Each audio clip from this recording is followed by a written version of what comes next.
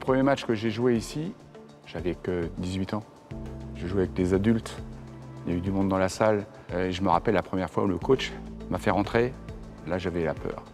J'avais la peur. Et puis après tout ça s'est atténué tranquillement. Est-ce que ça vous fait toujours quelque chose d'entrer dans cette salle? Il y a beaucoup d'émotions.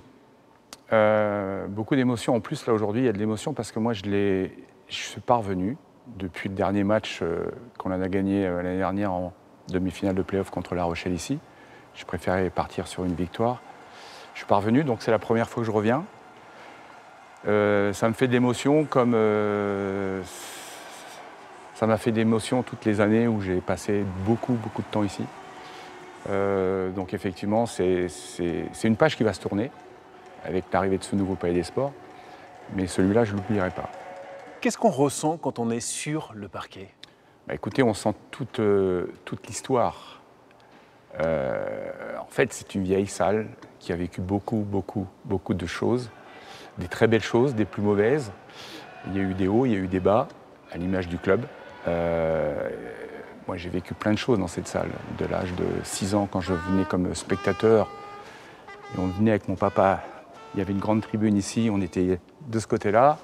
J'ai connu cette salle pleine à craquer dans les années 72-73. Moi, j'avais 7 ans, avec de la fumée de cigarettes partout, parce qu'à l'époque, on autorisait les gens à fumer dans les salles. Ces matchs de Coupe d'Europe, où le club, à l'époque, luttait pour être champion de France, avec Villeurbanne et Le Mans. Puis après, il y a eu un petit peu la descente aux enfers, la descente en 3e division, et puis après, la remontée de N2 en N1 et de N1 en Pro B, et malheureusement, on est redescendu. Quelle était l'ambiance en Coupe d'Europe? C'est à peu près la même chose que ce qui se passe depuis quelques années ici sur les matchs de play-off, sur les matchs importants, sauf qu'il y avait encore un peu plus de monde parce que les normes de sécurité n'existaient pas à l'époque. Vous voyez, les piliers qui sont là étaient bourrés à craquer, la tribune, c'était une grande tribune, il y en avait partout. Ça vous frustre aujourd'hui que les belles heures du CBC soient derrière lui?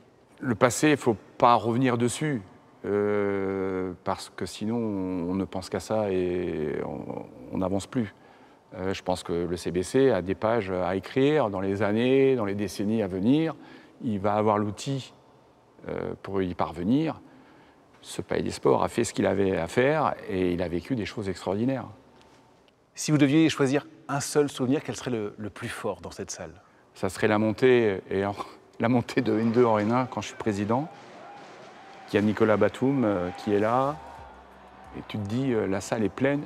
On est en National 2, on monte en National 1, c'est-à-dire le 4e niveau. Et tu te dis, à ce moment-là, on a rallumé la flamme. J'ai la chance d'avoir vécu, pas tous les postes, mais pratiquement tous. Je ne l'ai pas choisi, je ne l'ai pas forcé, ça s'est fait naturellement. Mais je ne regrette rien.